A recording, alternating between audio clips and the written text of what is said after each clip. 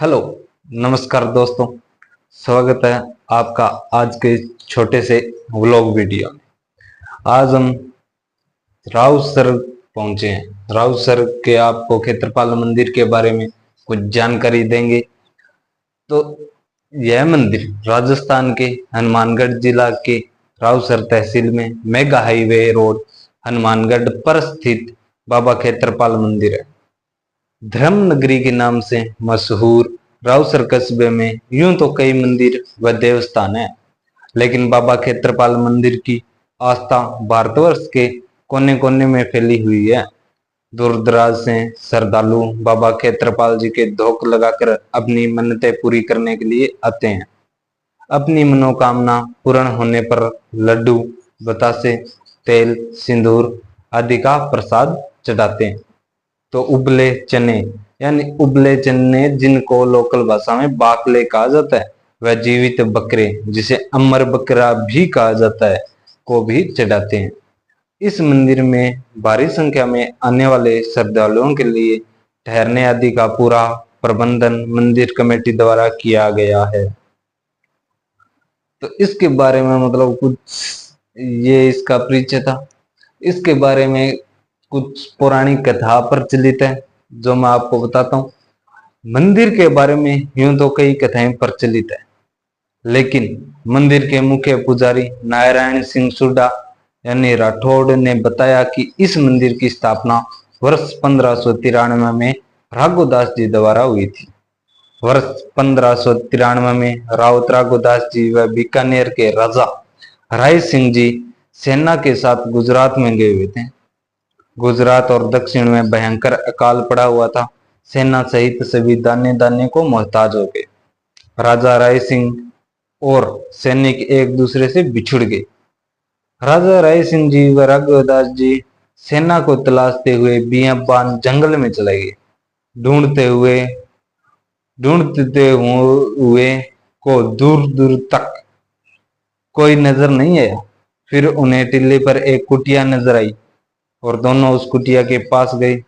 उन्हें कुटिया के आगे एक कुत्ता बैठा दिखाई दिया। दोनों को देखकर कुत्ते ने कान फड़फड़ाए तो कुटिया के अंदर ध्यान मुद्रा में बैठे एक महात्मा जी ने दोनों को आवाज देकर कुटिया के अंदर आने को कहा। दोनों अंदर जाकर महात्मा के पास नीचे जमीन पर बैठ गए। महात्मा जी ने दोनों से बियाबान जंगल में आने का कारण पूछा तो राजा राय सिंह ने बताया कि उनकी सेना उनसे बिछुड़ गई है और हम भूख प्यास से बुरे हालात में हैं। यह सुनकर महात्मा जी ने अपने कमंडल की ओर इशारा कर कहा कि इस कमंडल में पानी है, दोनों पी लो। राजा राय सिंह ने सोचा कि कमंडल में 2 घूंट पानी से दोनों की प्यास कैसे बुझेगी। महात्मा जी ने फिर कहा कि कमंडल से पानी पी लो। राजा राय सिंह व राघोदास जी ने उस कमंडल से पानी पीकर अपनी प्यास बुझा ली, लेकिन कमंडल में उतना ही पानी शेष देखकर दोनों ने सोचा कि ये महात्मा कोई साधारण नहीं अपितु कोई सिद्ध पुरुष है।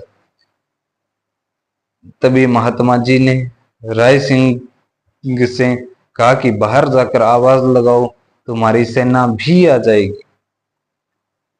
राजा ने बाहर जाकर सेना को आवाज लगाई तो चारों तरफ से सैनिक आते दिखाई देने लगे। तब राजा राय सिंह ने महात्मा जी से अपनी और सेना के भूखे होने की बात कही तो महात्मा जी ने कहा कि कुटिया में भोजन रखा है, सभी खा लो। तो राजा राय सिंह ने देखा कि एक थाली में थोड़ा सा भोजन रखा है, उसे सभी कैसे खाएंगे। लेकिन महात्मा जी के चमत्कार के कारण पूरी सेना व दोनों जनों ने आराम से भूख मिटा ली। उस दौरान बीकानेर इलाके में भारी भूखमरी फैली हुई थी। राजा राय सिंह ने राघोदास जी से कहा कि क्यों न इस महात्मा जी को अपने क्षेत्र में ले चले ताकि वहां की भूखमरी दूर हो सके। इस पर दोनों ने महात्मा जी से अपने इलाके में चलने का निवेदन किया। महात्मा जी बोले कि मेरे 52 रूप हैं। यहाँ पर जंगली जानवर, राक्षस, भूत, जीन आदि सभी को उनके अनुसार खाना खिलाता हूँ। राजा राय सिंह व राघोदास के अधिक निवेदन करने पर महात्मा जी बोले कि एक ही शर्त पर मैं तुम्हारे साथ जा सकता हूँ, अगर आप लोग मुझे अपनी पीठ पर बैठा कर ले जाओ तो, और अगर बीच रास्ते में मुझे कहीं भी उतार दिया तो उससे आगे एक कदम भी नहीं जाऊंगा। राजा राय सिंह व राघोदास जी ने महात्मा जी की शर्त मान कर उन्हें अपनी पीठ पर बैठा लिया। रावसर क्षेत्र के गढ़ ठिकाने की कांकड़ के पास आकर राजा राय सिंह ने महात्मा जी को उतार कर गढ़ में महात्मा जी के लिए उचित स्थान देखने के लिए चल पड़े।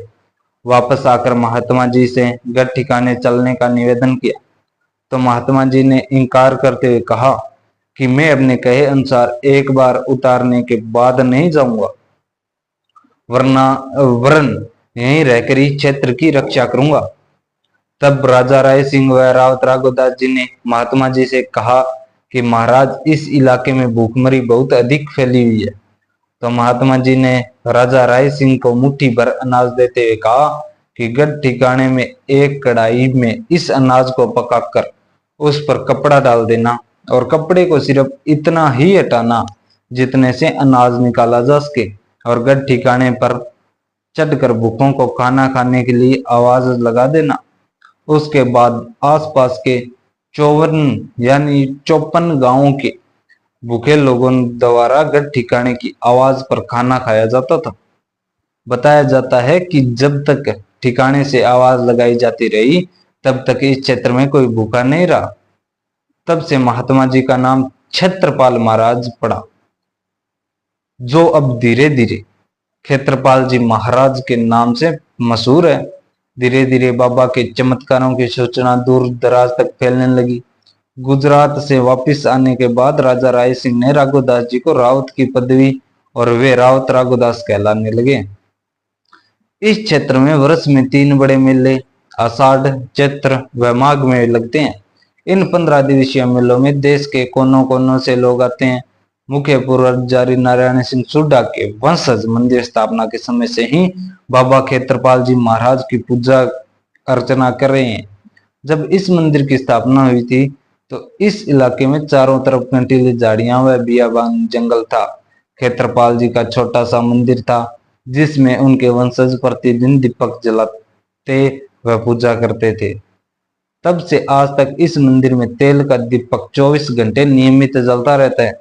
वहीं मंदिर परिसर में 7 अन्य छोटे छोटे मंदिर है जो बाबा क्षेत्रपाल जी के ही रूप है, जिनमें माल सिंह जी, भैरू जी, कोडम देसर जी, तोलियासर भैरू जी, चलकोई जी, चोटिया जी व 7 मावड़िया जी है। मंदिर में बाबा क्षेत्रपाल की धोख लगाने आने वाले श्रद्धालु इन मंदिरों में भी धोख अवश्य लगाते हैं। वहीं मंदिर परिसर में लगी झाड़ियों पर लाल मोली का धागा बांधकर मनोकामना पूरी होने के लिए क्षेत्रपाल जी से विनती की जाती है तथा मन्नत पूरी होने के बाद इन झाड़ियों से मोली यानी जिसे हम सोआ नाल कहते हैं उसके धागे को खोल दिया जाता है। इसके बाद एक और कथा है जो इसी मंदिर के यानी इस मंदिर के मुख्य द्वार पर लिखी गई, जो मैं आपको बताने जा रहा हूं। इस मंदिर की स्थापना रावसर के रावत राघोदास जी के द्वारा सन 1593 में हुई। रावत राघोदास जी बीकानेर के राजा राय सिंह जी की सेना के साथ दक्षिण भारत में गए हुए थे। वहां भयंकर अकाल पड़ा, एक एक दाने के लिए लोग मोहताज हो गए। रावत राघोदास जी को क्षेत्रपाल जी ने चमत्कारिक दर्शन दिए और आज्ञा दी, मेरी मूर्ति अमुक स्थान पर गड़ी है, तुम उसे निकाल कर अपने शिविर में ले आओ और हेला यानी आवाज लगा दो, जो भी प्राणी भूखा है वो आकर खाना खा ले। ठीक है, तो इसके बाद श्री क्षेत्रपाल जी की कृपा से भोजन की अनंत सामग्री प्राप्त होती रही। रावत राघोदास जी दक्षिण से क्षेत्रपाल जी की मूर्ति ले आए और इस स्थान पर स्थापित कर दी, यानी इस स्थान यानी रावसर में स्थापित कर दी। और इस संबंध में एक दोहा साक्षी है, यानी एक दोहा कहा गया कि 7 रुपया शेर दाणों मिले न दक्कन में, 7 रुपया शेर दाणों मिले न दक्कन में, रोटियां दीनी रेन रावत राघोदास थे। श्री क्षेत्रपाल जी की आज्ञा से प्रतिदिन रावसर के गढ़ से आवाज लगाई जाती थी, जो भी भूखा हो आकर भोजन कर लो, और उनको भोजन दिया जाता। यह परंपरा उनका वंशजों ने सन 1955 तक जारी रखी। यानी 1955 तक गड्ढे से आवाज लगाई जाती और खाना खिलाया जाता था। तो आपको ये वीडियो कैसा लगा आप कमेंट करके ज़रूर बताइएगा, और आपका धन्यवाद वीडियो देखने के लिए। आप कुछ भी जानते हो इस मंदिर के बारे में तो कमेंट बॉक्स में भी आप ज़रूर बताइएगा। धन्यवाद।